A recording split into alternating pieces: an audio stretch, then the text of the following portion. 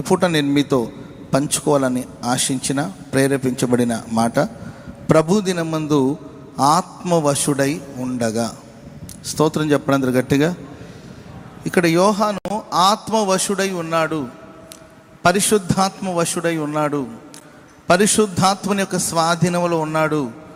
ఆయన పరిశుద్ధాత్మ స్వాధీనంలో ఉన్నప్పుడు గొప్ప బూర వంటి ఒక గొప్ప స్వరాన్ని, బూర వంటి గొప్ప స్వరాన్ని ఆయన విన్నట్టు, నువ్వు చూసినవి విన్నవి ఇవన్నీ కూడా రాసి సంఘానికి పంపమని మరి సర్వశక్తి కలిగిన దేవుడు మాట్లాడినట్లు పరిశుద్ధ లేఖనాల్లో మనం చూస్తూ ఉన్నాం. ఈ యోహాను గురించి మనం ధ్యానిస్తూ వస్తే, యోహాను, నేను గత దినాల్లో కూడా చెప్తున్నానండి ఆయా సందర్భాల్లో యోహాను గురించి. అపోస్తులందరూ కూడా వాళ్ళు మంచి పోరాడి విశ్వాసాన్ని ముగించుకొని కాపాడుకొని పరుగును తుదముట్టించి ప్రభు సన్నిధికి వెళ్ళారు. ఆఖరి అపోస్తులుడు అని చెప్పాలి.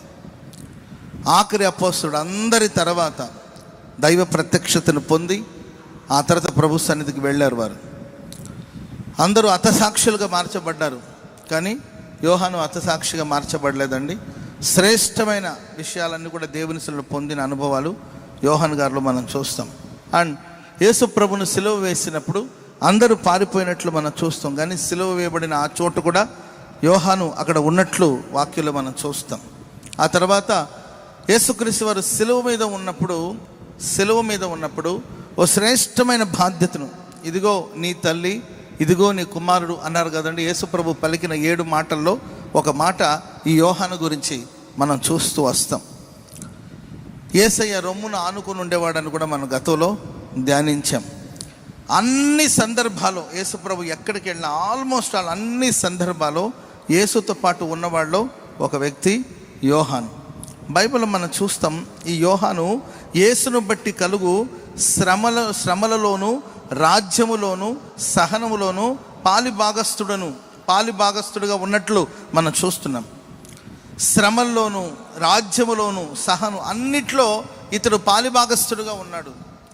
ఈరోజు మనకు పలు విధమైన శ్రమలు రావచ్చు. ఈ శ్రమలన్నీ కూడా క్రీస్తు నిమిత్తం వచ్చే శ్రమలేనా? లోకంలో చాలామంది శ్రమలు అనుభవిస్తూ ఉంటారు. అన్ని శ్రమలు ప్రభు వలన వచ్చిన శ్రమలేనా? ప్రభు కోసం వచ్చిన శ్రమలేనా? మనం ఏదో తప్పులు చేసి, మనం ఏదో పొరపాట్లు చేసి, మనం ఏదో సమస్యలు చిక్కుకొని, దేవా నేను శ్రమలో ఉన్నాను అని కొంతమంది వేదన పడుతుంటారు. మన అజ్ఞానం వలన, మన అవివేకం వలన, మన నిర్లక్ష్యం వలన మనం కొన్నిసార్లు కొన్ని చిక్కుకొని, కొన్ని ఇబ్బందులు ఇరుక్కొని, సమస్యలు చిక్కుకొని అప్పుడు కన్నీళ్లతో ప్రార్థన చేస్తుంటాం. దేవా నాకెందుకయ్యా ఇన్ని శ్రమలు పెట్టావు, నాకెందుకయ్యా ఇన్ని బాధలు పెట్టావు అని అడగడంలో అసలు సబబేనండి. కానీ కొంతమంది వాళ్ళ స్వయంకృత అపరాధం ద్వారా కావచ్చు, లేకపోతే వాళ్ళ అవివేకపు హృదయాన్ని బట్టి కావచ్చు శ్రమలు అనుభవిస్తారు, ఇబ్బందులు అనుభవిస్తుంటారు. కానీ యోహాను గురించి మనం చూస్తే ఆయన యేసును బట్టి, ప్రభు అయిన యేసును బట్టి, సువార్తను బట్టి, దేవుని రాజ్య నిమిత్తం ఆయన అనేక శ్రమలను అనుభవించినట్లు మనం చూస్తాం. యోహాను గారు అనుభవించిన శ్రమలు చాలా ఉన్నాయండి. ఓ సందర్భంలో అంట యోహాను గారిని మరుగుతున్న నూనెలో అతను తీసుకెళ్ళి ఆ నూనెలో పడేశారంట, మరుగుతున్న నూనెలో. కానీ ఆ నూనె, కాలిపోతున్న నూనె అతని దేహానికి హాని చేయలేదంట. అద్భుతంగా ప్రభు ఆయన కాపాడుతూ వచ్చారు. స్తోత్రం చెప్పండి అందరు గట్టిగా. పద్మోసు దీవిలో ఆయన ఎంతో శ్రమను, ఎంతో వేదనను అనుభవించినట్లు మనం చూస్తూ ఉన్నాం. అక్కడ దేవుని యొక్క ప్రత్యక్షత అతను కలిగి, ప్రియులరా, ప్రభు దినమందు అతడు ఆత్మవశుడై ఉండగా దేవుని స్వరాన్ని విన్నట్లు మనం చూస్తూ ఉన్నాం. పరిశుద్ధాత్మను పొందడం ఒక ఎత్తు, ఆత్మవశులుగా జీవించడం మరొక ఎత్తు అండి. చాలా వరకు మనం ప్రైమరీ స్టేజ్లో ఉన్నాం. చాలా వరకు నాకు తెలిసినంత వరకు, అందరూ అని అనలేనండి, చాలా వరకు పరిశుద్ధాత్మ యొక్క అనుభవాలు ఎంతవరకు ఉంటుంది కొందరిలో అంటే, పరిశుద్ధాత్మలో నింపబడడం, భాషలు మాట్లాడడం, వాళ్ళు మట్టుకు భాషలు మాట్లాడుతూ ఉంటారు. ఇది ఒక రకంగా చెప్పాలంటే ప్రైమరీ స్టేజీ. పెంతెకోస్తు పండగ దినం వచ్చినప్పుడు వాళ్ళ మేడగదిలో ఉండి ప్రార్థన చేస్తున్నప్పుడు దేవుని ఆత్మ, పరిశుద్ధాత్మ బలముగా వీచు గాలి వంటి ఒక శబ్దం వారికి వినబడింది. పరిశుద్ధాత్ముడు అగ్ని నాలుకలుగా విభాగింపబడి వారందరి మీద వ్రాలగా వాళ్ళు పరిశుద్ధాత్మతో నిండుకొనిన వారై, పరిశుద్ధాత్ముడు వారికి అనుగ్రహించే వాక్శక్తి కొలదిగా వాళ్ళందరూ అన్ని భాషలతో మాట్లాడినట్లు పరిశుద్ధ లేఖనాల్లో మనం చూస్తున్నాం. చాలామంది ఈ స్టేజ్లోనే ఉండిపోయారు. ఆరాధన పరిశుద్ధాత్మలో నింపబడ్డం అంటే కొంతమంది ఊగిపోతూ ఉంటారు, ఆ తర్వాత భాషలు మాట్లాడుతుంటారు.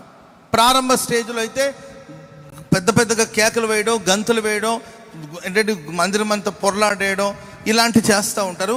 ఆ తర్వాత రావడం కంట్రోల్ అయ్యారంట. వీళ్ళు చెప్పుకుంటారు పరిశుద్ధాత్మలో కంట్రోల్ అయిపోయి అక్కడే ఉండి ఆత్మలో నింపబడి భాషలు మాట్లాడుతూ. ఇదే ఇంతవరకే కొంతమంది స్టేజ్. ఇంకొంతమంది స్టేజ్ అంటే కళ్ళు తెరుచుకొని భాషలు మాట్లాడుతుంటారు. ఇంకా డెవలప్ అయ్యారంట మరి వాళ్ళు. కళ్ళు తెరుచుకుంటే భాషలు మాట్లాడుతూ ఉంటారు. ఇది వీళ్ళందరూ కూడా ఒక ప్రైమరీ స్టేజ్లో ఉన్నారండి. కానీ బైబిల్ చెప్తుంది కేవలం మనం పరిశుద్ధాత్మతో నింపబడమే కాదు, మనం ఆత్మవశులుగా మారాలి. చప్పట్లు కొడుతూ ప్రభు నా మనసుని గట్టిగా హల్లెలూయా. పరిశుద్ధాత్మని యొక్క స్వాధీనంలోనికి మనం వెళ్ళాలి. పరిశుద్ధాత్ముడు వేరొక ఆదరణకర్తను మీ కొరకు పంపిస్తాను, ఆయన మీతో ఉంటాడు, మీలో ఉంటాడు. పరిశుద్ధాత్ముడు మీ మీదకి వచ్చిన తర్వాత, మీరు పరిశుద్ధాత్మను పొందిన తర్వాత ఆయన మిమ్మల్ని సర్వసత్యంలోనికి నడిపిస్తాడు. సత్య స్వరూపియగు ఆత్మ మనల్ని సర్వసత్యములోనికి నడిపిస్తారు.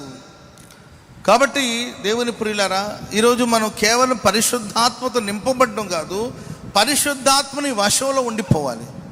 మనం చూస్తూ ఉంటామండి కొందరు గురించి, మొత్తం వాడు వశమైపోయారు, పలానా వాళ్ళు వశమైపోయారు, ఆయన కూర్చోమంటే కూర్చుంటాడు, ఆయన నిలబడమంటే నిలబడతాడు, మొత్తం వాళ్ళ స్వాధీనం అయిపోయారండి అంటూ ఉంటారు.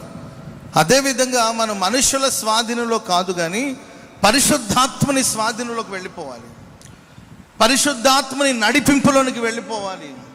దాని గురించే పేతురుతో దేవుడు చెప్పాడు, నీవు యవనస్తుడుగా ఉన్నప్పుడు నీకు ఇష్టం వచ్చిన చోటుకెళ్ళా నీవు వెళతావు, నీవు ముసలివాడు అవుతావు, అప్పుడు నీవు చేతులు చాపుతావు, వేరొకడు వచ్చి నీవు నడుము కట్టి నీకు ఇష్టం కాని చోటుకంతా నడిపిస్తాడు. దీని అర్థం ఏంటంటే పరిశుద్ధాత్మ వశమైపోయిన తర్వాత, పరిశుద్ధాత్మని స్వాధీనంలోనికి వెళ్ళిపోయిన తర్వాత మన ఇష్టాలు, మన కోరికలు, మన ఆలోచనలు, మన సంకల్పాలు, నేను నా ఇష్టం అనే మాటకు అక్కడ చోటు తావు ఉండదండి. మనం ఆయన స్వాధీనంలోకి వెళ్ళిపోతాం. ఆత్మ వశంలో ఉన్నప్పుడు పరిశుద్ధాత్ముడే మనల్ని నడిపిస్తాడు. స్తోత్రం చెప్పండి అందరు గట్టిగా హల్లెలూయా.